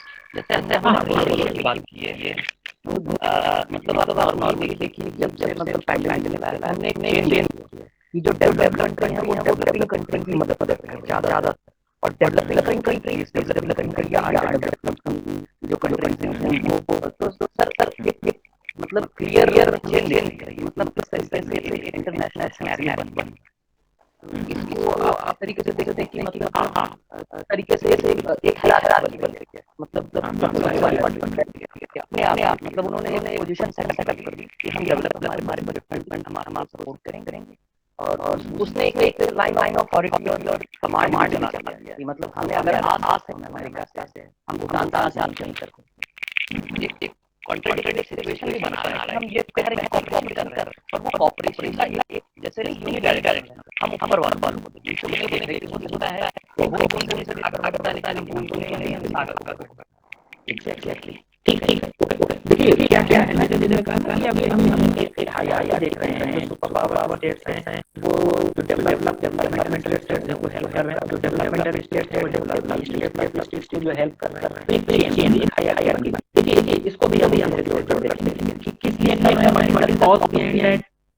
ठीक है, इसको नया नाम है कैपिटलिज्म, है ना, कि वो क्या है कैपिटलिज्म दोबारा क्या है दूसरे स्टेट को अमेरिका जो ले रहा है। इसका मतलब क्या है, ये इंडिविजुअली को फ्लोरिश कराना चाहते हैं, अपने नेशन को इंटरनेशनल ग्लोबल ऑर्डर में फ्लोरिश कराना चाहता है, और जो डेवलपमेंटल स्टेट्स है वो अपने जो उनका जो स्टेटस है वो चेंज करना चाहते हैं, वो दूसरी तरीके से रह रहे हैं।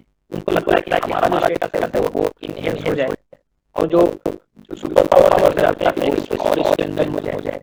ठीक है, तो इस तरीके से एक आप देखते हैं इसीलिए इसको है। तो ठीक है, तो ये भी एक हिस्सा है। ठीक है, आपने पढ़ा किया क्या है, डिप्लोमेसी में भी सीक्रेट डिप्लोमेसी की बात कर रहा है आज का।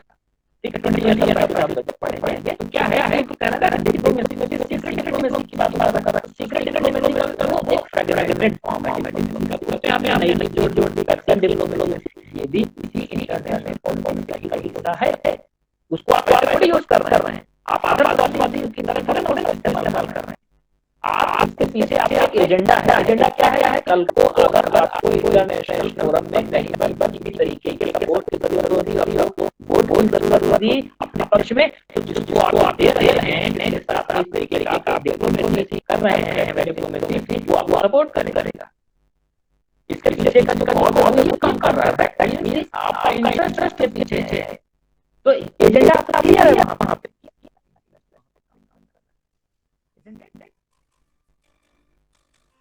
Okay, I really Mega, please take maximum 2 questions, one from Nikita and the second from any other agent. Then if the question is session to the expert like the faculty member or Nasra, इसको आप change कर दीजिए, अपने बात रखते हैं ताकि हम लोग take only questions. हाँ रितिका, आप पूछ सकते हैं अपने questions. Ritika, okay, thank you ma'am, thank you sir. Sir मेरा ये सवाल है कि आपने जैसे बात की कि यूएस जो है वो इंडिया की मदद करने के लिए सिर्फ डिनाई किया कि हम इंडिया को जो है रॉ मटेरियल जो है वो प्रोवाइड करेंगे, हम अपने देश के बारे में पहले सोचिए। सर मैं फिर से स्लाइड करूँगी, मतलब हम अपने देश के बारे में सोचिए। सर अगर वो मैं आपसे आपने कहीं बिजनेस रही इन अ पॉजिटिव वे और in a negative way. Sir negative way में अगर बात करें तो मैं देख सकती हूँ कि हाँ कंट्री को दूसरी कंट्री के मुसीबत में है तो उसको मदद करना चाहिए, क्योंकि इंडिया की फॉरेन पॉलिसी हमेशा अपने मदद करता है। तो लाइक वैसे का अपना है कि उन्होंने मदद नहीं किया जो भी उन्होंने स्कीम दिया। सर अगर मैं पॉजिटिव वे में देखूँ तो सर ये भी है कि हम जैसे कि अगर फॉर एग्जाम्पल मैं लूँ कि जब हम अपने घर के लोगों को स्वस्थ नहीं करेंगे तो हम सिर्फ पड़ोसी का क्या कष्ट करेंगे। सर जैसे कोविड जो है सबसे बड़ी चीज जो थी यही रही कि हमें सबसे पहले को रखना है, क्योंकि कोरोना अगर आप बाहर निकलेंगे तो क्या होगा, हमें सबसे पहले कोई बोल हमारा इम्यून सिस्टम अगर सही है तो हम दोनों की मदद कैसे करेंगे। सर हम देखते हैं तो अगर हम से पूछेंगे एरिया जो है वो बाहर की मदद कर रहा है, कोविड जो फर्स्ट टाइम पे बारी हमारी, तो उस टाइम पे क्या जो डेथ रेट था वो कम था कंपैरिजन में अदर केस के। लेकिन अब सर इस टाइम पे जो सिचुएशन है इसमें सर डेथ रेट जो है सबसे ज्यादा है। तो क्या हमें सर ये कहना चाहिए कि हमारी गवर्नमेंट में पॉलिसी से चेंज आना चाहिए कि हमें अपने देश के बारे में सोचना चाहिए। सर अगर ग्राउंड लेवल देखें तो नॉर्मल शायद बेड भी अवेलेबल नहीं है। सॉरी टू इंटरप्ट, आप प्लीज अपने क्वेश्चंस को फ्रेम करें। हाँ मैम वही कर रही हूँ, थोड़ा एग्जाम्पल देंगी। हाँ फ्रेम मेरा सिर्फ ये कि क्या मैं ये सोच रही हूँ ना पॉजिटिव कि हमें अपनी गवर्नमेंट की पॉलिसी में जाना चाहिए, हमें अपने देश के बारे में भी सोचना चाहिए, तब हमें मतलब उसके साथ हमें दूसरी कंट्रीज की हेल्प करनी चाहिए। क्या सर इसको मेरा सिर्फ है या गलत करें? हाँ देखिए दोनों पर्सपेक्टिव ये सही होता है गलत, लेकिन इसमें जो ट्विस्ट है वो ये है कि एक ह्यूमैनिटेरियन का कॉन्सेप्ट है। ठीक है, ह्यूमैनिटेरियन का मतलब कॉन्सेप्ट ये है कि first of all world has to give priority to the human being, ठीक है, आपको एक ह्यूमैनिटेरियन पर्सपेक्टिव से सोचना पड़ेगा, ठीक है।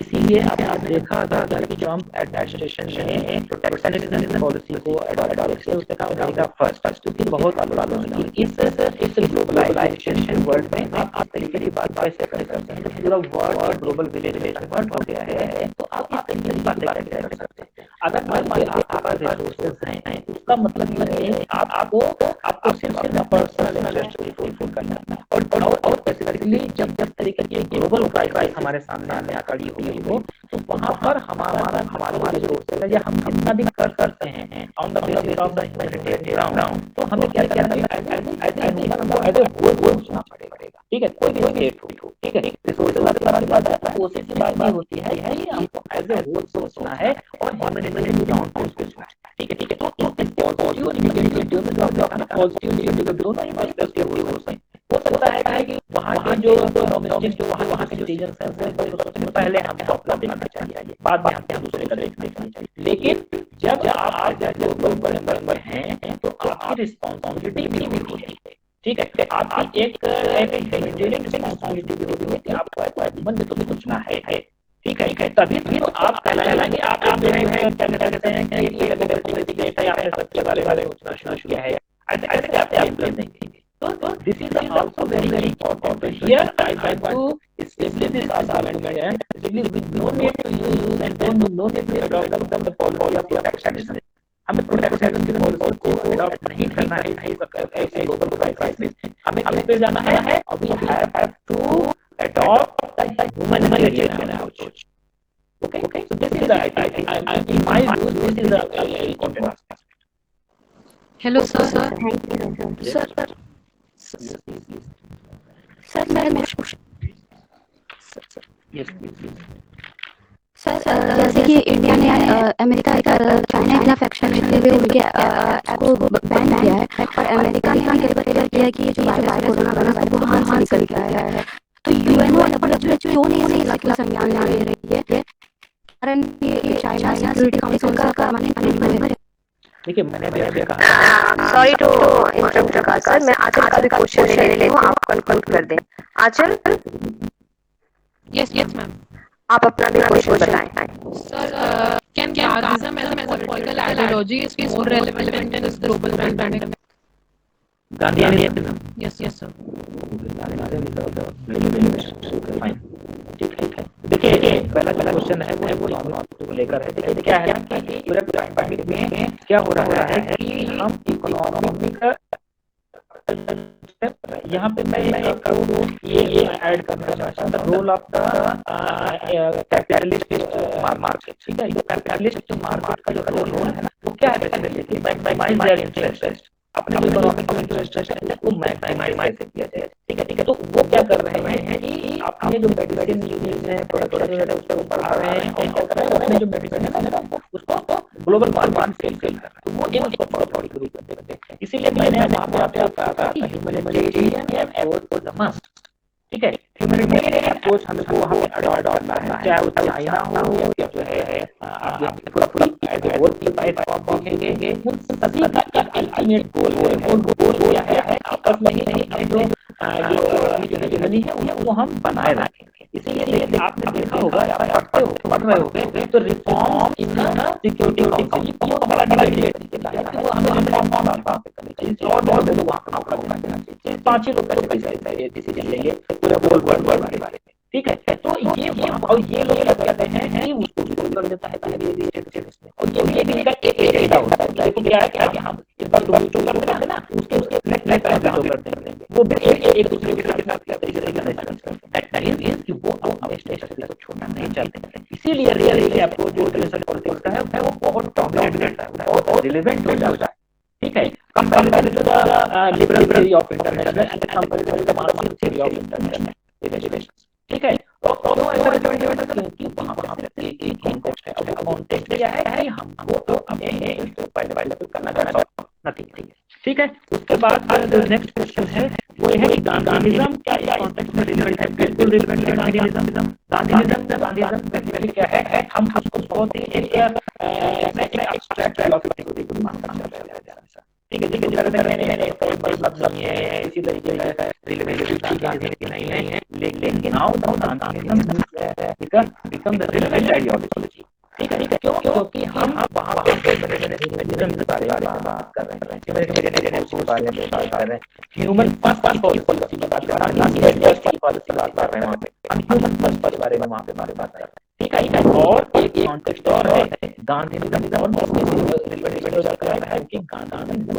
बारे में बात कर रहे हैं, पीस एस्टेब्लिशमेंट के बारे में बात कर रहे हैं, कॉन्फ्लिक्ट की कोई जगह नहीं है वहाँ पे, तो आपस में लड़ाई करिए एज ए होल बात करिए। ठीक है, so in that Gandhism become the very relevant approach and ideology, whatever you can say that. Yes, now Thank you, sir. Thank you, sir. मुझे लगता है कि आप सभी स्टूडेंट को सर हेलो हाँ, क्वेश्चन सेशन एंड हो गए हैं। हेलो हाँ, मुझे लगता है सर आपको सेटिस्फाइड किया है, लेकिन जब कोई भी विचार विमर्श तक सक्षम नहीं हो सकता है जब इन विचारों का साथ नहीं हो, इसके लिए हमें अपने एक्सपर्ट की जरूरत होती है। इसीलिए मेरा अपने एक्सपर्ट से अनुरोध है कि वो यहाँ पे विचार विमर्श एक एक करके अपनी अपनी टिप्पणियां रखें, क्योंकि हमारे पास टाइम लिमिट है, लेकिन उनके विचार महत्वपूर्ण है। तो मैं काइंडली रिक्वेस्ट करती हूँ सर जो अपने विचार रखना चाहते हैं प्लीज आए। Thank you sir.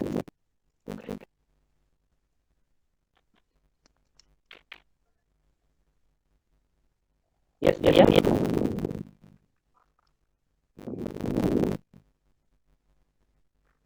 Okay, let me start now. I am audible. Yes, you are audible. First of all, very congratulations to Vikas Shukla for the comprehensively inculcating all the things, all the dimensions, what are the possibilities might be inculcate such kind of education. I have heard alterations of the keyword and another dimension to see the things. For example, the first issue is priority. What is the focal agenda of any country? But it is also create a moral dilemma in the form of higher choices. We are saying pick the first who is giving the priority. The second thing is very important here is the history versus projection, because the relations between the state is the byproduct of their historical development. But the present scenario, compare them, okay, go to the track of diplomacy, go from the CVM and take the things, normalize things. Similarly, the third important binary is democratic peace and realism. Because if democratic peace exists, then their cooperation is more effective.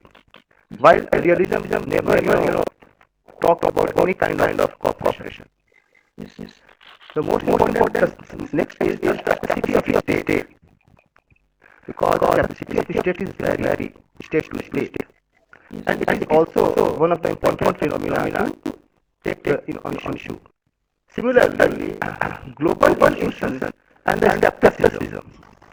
There are so many global institutions that working for the peace and the cooperation like WHO. But the skepticism against the WHO in the present pandemic, and especially the seems like favoring the Chinese on the pandemic issue. And the most important, where we focus on market or society first. Like we clearly that state is not doing the protecting the individual. So if lockdown is proposed, so the economy is settled. So these things are very challenging for any country, any state to pick the public policies for protecting the life of the individual. So, but after the such kind of pandemic, this world will change a little bit, but forever. The new normal will be such. So I find my comments on such wide issue given by the Vikas Shukla. This is my submission. thank you very much. We have a very extensive submission from your side, and I think that it will enhance this issue in a very comprehensively. Okay, and it's very relevant, I think. Okay, I try to add this issue. Yes, yes. The way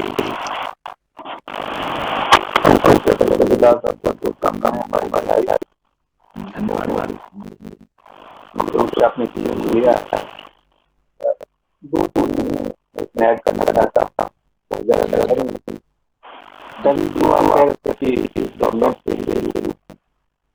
जो ये बात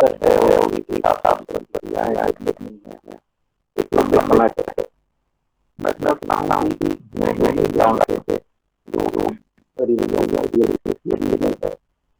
उसका यदि आप करें तो इस number की सोसाइटी बार बढ़ती है क्योंकि जब की बात करती है मैं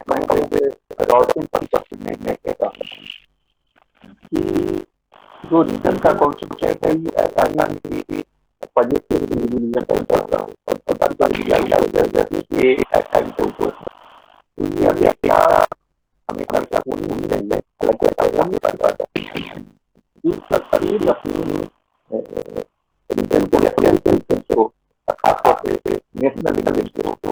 हमें प्रोटेक्ट करने के लिए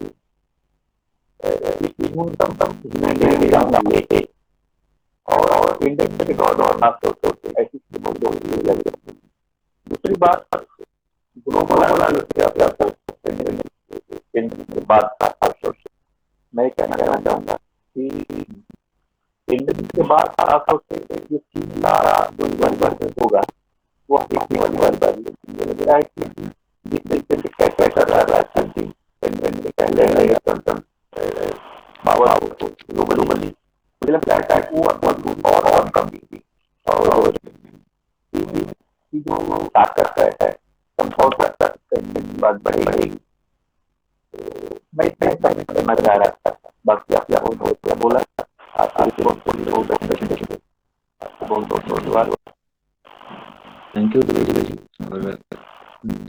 thank you for adding some substantive adding the presentation and I will try to do this. Yes.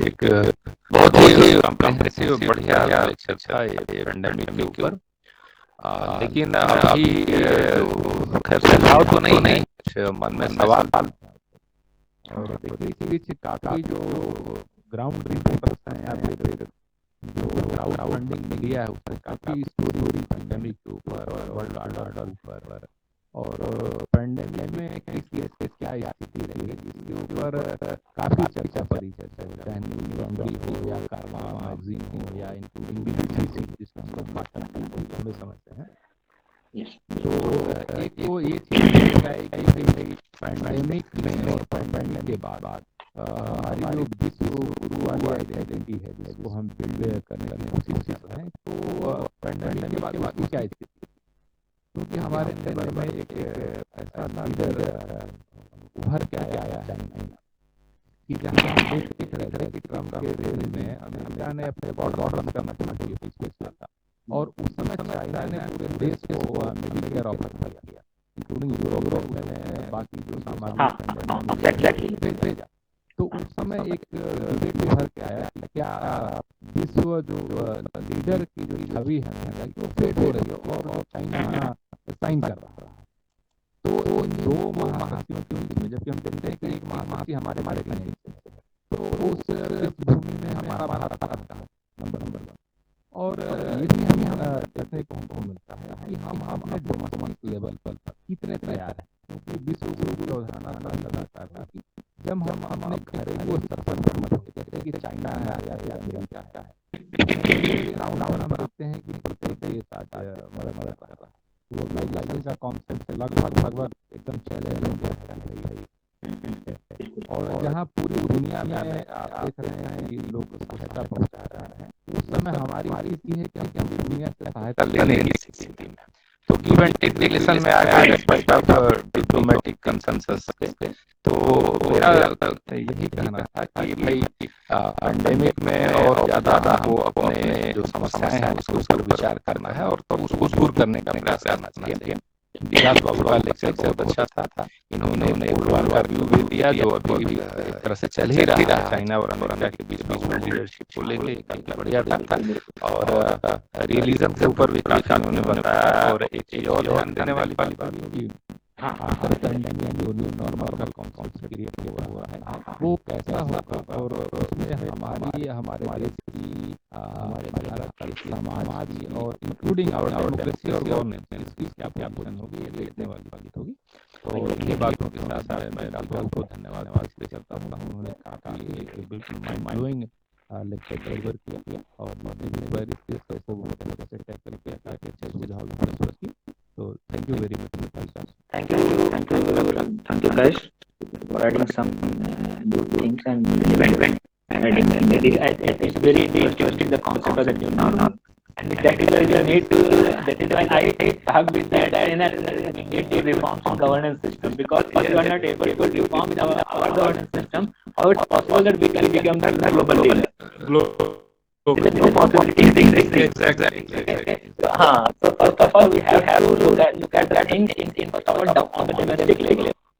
Okay, then talk about the global level. Okay, thank you very much, Akash. Thanks. Thank you, sir. Yes. Doctor जैसा कि सभी लोग आपने comprehensive lecture दिया और बहुत ही बेहतरीन ढंग से हर एक पहलुओं पर, लेकिन मैं इन पूरे विचारों को नहीं समझ पाई और ज़्यादा मुझे लगता है नहीं कहना चाहूँगी। In one line I like to submit my comment after this discussion that the situation in global politics the situation occur in global politics like power vacuum. What do you think about that? In one line, I want. Hello. Global politics, power vacuum. The situation occur. Hello. आवाज की break हो रही है। Hello. हाँ आवाज अब ठीक है, आप बोलिए।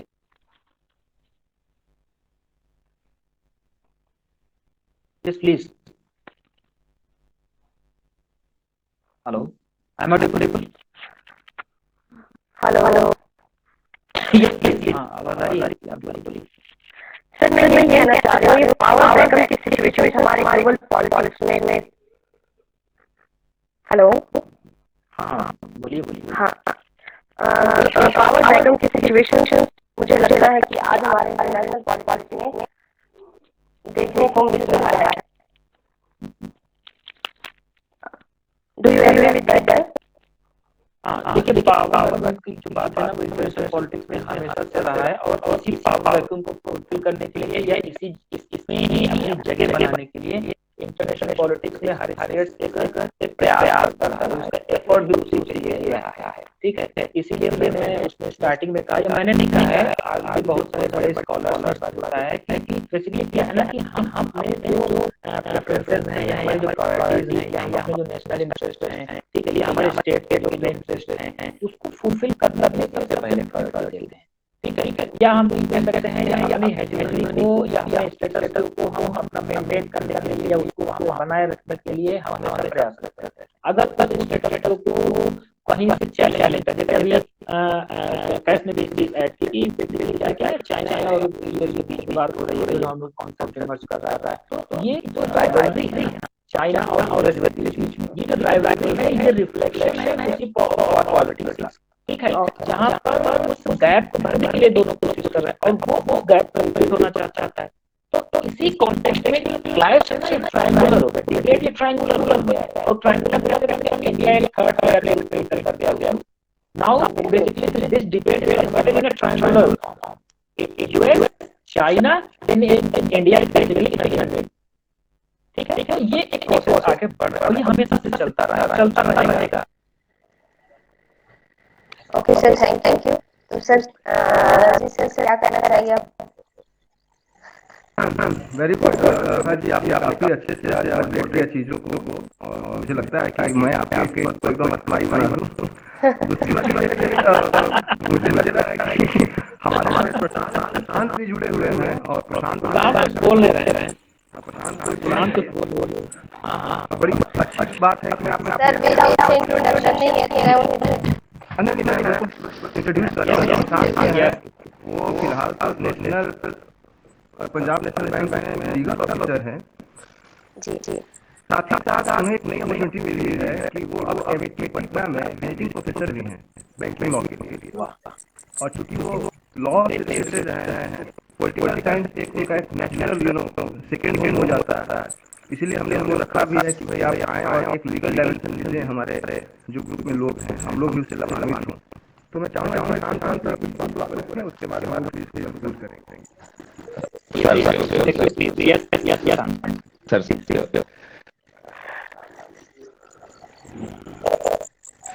First of all, I would like to thank the think tank of this group, think tank of this concept, and I would like to thank the member of this team, the circle.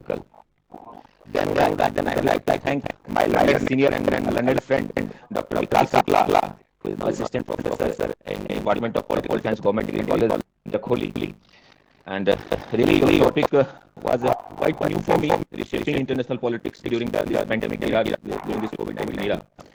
This topic was really for me, and I was quite interested and interested to attend your lecture today, and I have attended today, and it was quite interesting and knowledgeable, and I really very much benefited to this lecture. Although I have nothing to submit or nothing to add, because you are already an expert of political science, and I am not even a student of political science. I am a student of law. So I have nothing to add in this. But a question was raising in my mind. Yes. If it is second wave, of COVID-19. Then why India? Why India is suffering? Yeah, that is a very relevant. Why India only? In first phase of COVID-19, first wave of COVID-19, we have witnessed the scene or scenario of Italy, which was quite was a very worst situation. Italy has faced a very worst situation. And now it's the turn of India. Why only India is suffering this much? I want to know something about this. Yes, exactly. Although the situation was not. Our health worker or our scientists or our technicians or our scientists were all aware of this fact, all aware of this virus. Although there are certain different type of variants, then why these variants are only hitting India? Yes. Okay. Fine. So basically, I would like to respond your two questions which I have through two concepts. First, that is the conception of the hegemony, and the second one that the role of the capitalization market. Okay. And role of the hegemony, अगर hegemony में इसको extend करूँ तो वहाँ पे क्या है ना, आप जो developed state है या जिसको हम western state कहते हैं, तो बाबा कहते हैं, वो अपनी hegemony के लिए प्रयास कर रहे हैं और उसके लिए वो अपना प्रयास कर रहे हैं। ये हम सभी जानते हैं, इससे कुछ छुपा हुआ नहीं है। ठीक है, वो हमेशा डोमिनेशन करना चाहते हैं, डेवलप जो थर्ड वर्ल्ड स्टेट्स के ऊपर। अब सेकंड क्वेश्चन है व्हाई नॉट अदर्स? ठीक है, हमारे यहाँ नहीं क्यों? बेसिकली क्या है, now role of the capitalist market in another sense the free market economy, where the task is and the objective of the market economy to fulfil their the economic interest, and for the fulfillment of economic interest they are using the third world states as a mechanism, as a instrument. ठीक है, मतलब क्या है इसका, कि वो अपने यहाँ प्रोडक्शन करना है मेडिसिन का, अदर ट्रीटमेंट का, और वो उसको डंपिंग, ठीक है, जिसमें आप अगर लाइक कॉन्सेप्ट जब हम डेवलप करते हैं तो वंदना शिवा को पढ़ते हैं। ठीक है, वंदना शिवा ने एक नाम दिया था थर्ड वर्ल्ड डंपिंग का। मतलब क्या है, जो थर्ड वर्ल्ड स्टेट्स है वो फर्स्ट वर्ल्ड स्टेट्स के लिए एक डंपिंग की तरह है। वो अपने जितना भी उनके लिए पूरा कबाड़ा जितना भी उनके पास होता है वो थर्ड वर्ल्ड में डंप करते हैं।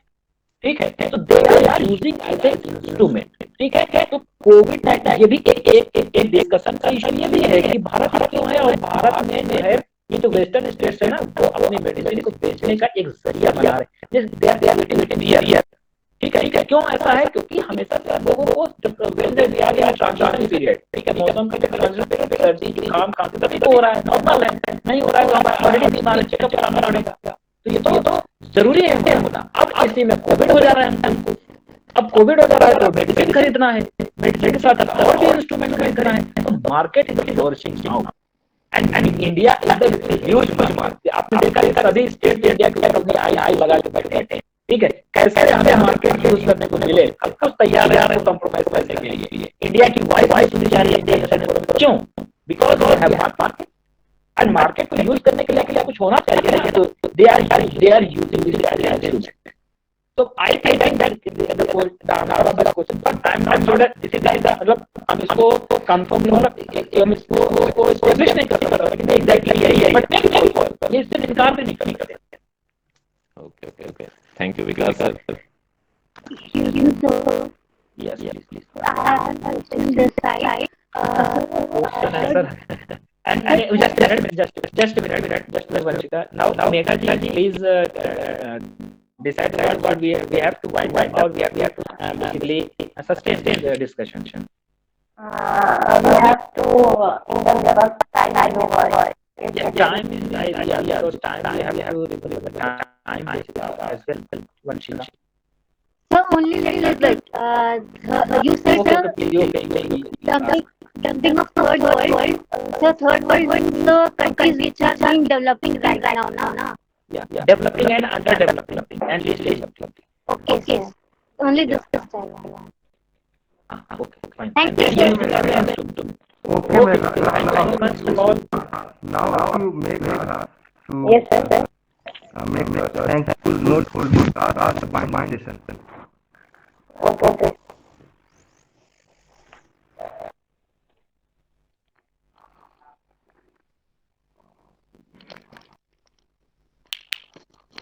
हेलो। Yes. तो सर की परमिशन से मैं सेशंस को एंड करने की hello. Yes, you are. Yes, madam. Continue. हाँ, तो हम लोगों का आज बहुत अच्छा हुआ और अब हमारा टाइम आ गया है कि हमें सेशंस को एंड करना चाहिए। तो जितने भी पैनलिस्ट हैं मैं सबको थैंक्स कहती हूँ, और सारे पार्टिसिपेट को जिन्होंने इतने अच्छे क्वेश्चन किए और अपने आप को बनाए रखा हमारे साथ उन सबको, ताकि आप नेक्स्ट क्लासेस में फिर से इसी तरह से एनर्जी कर आए और हमारे साथ बने। Thank you to all panellist, doctor Vikas sir, especially thanks to Dr. Vikas sir. Thank you to all the faculty members, and also I thank you Dr. Megha and my friends, colleagues and students, okay, for the listening my lecture carefully and the very with the precision. Okay, so thank you to all, and we will meet in next lecture, very interesting lecture. Okay, thank you very much.